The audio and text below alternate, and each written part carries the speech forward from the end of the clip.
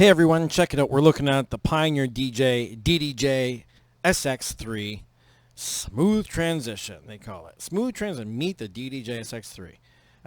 But I'd like to know what they transitioned into. I'm going to make this as short and sweet as possible. Let me just start off by saying the SX1 upgrade to the SX2 did not feel that substantial to me. Felt pretty much the same. They added a couple of little controls. They said the jog wheel felt better. Maybe the jog wheel felt better. Maybe the knobs felt a little tighter, but it was minimal.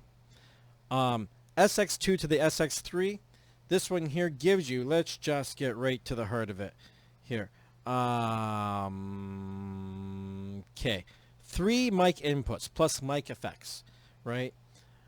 So the front mic, you can go into the software and make all kinds of adjustments and EQ it and compression, all kinds of shit. And then you can do, of course, you can apply all your effects, your Serato effects, right, to the other 2 mics plugged into the back. And to me, that's big deal, man.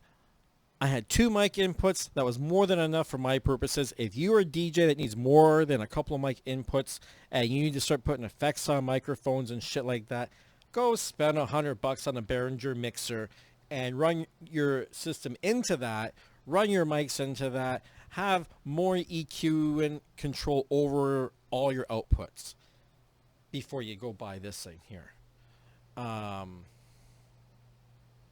There's those multicolored pads again.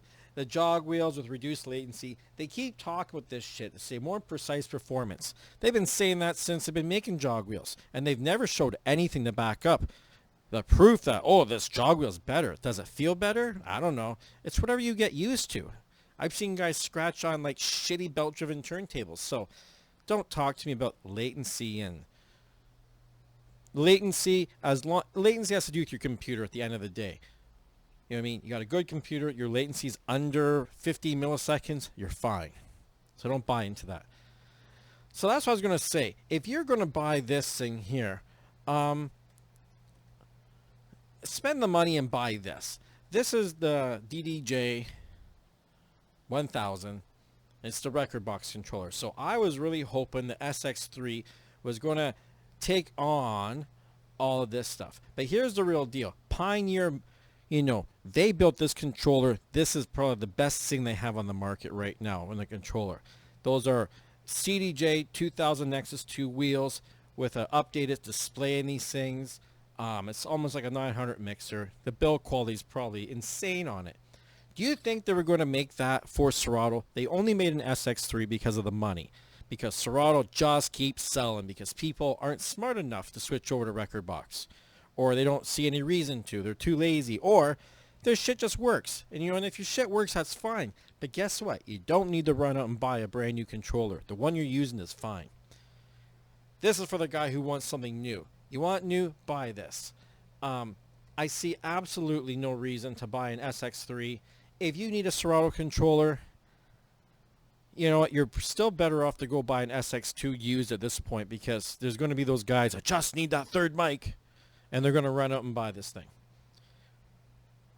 Like, I was just very disappointed. They didn't even, the new SB3 has these, like, pad effects for scratching. Like, instant gratification effects. You think they would have added that to the new flagship? They didn't even. So, they have things they could have added and they didn't.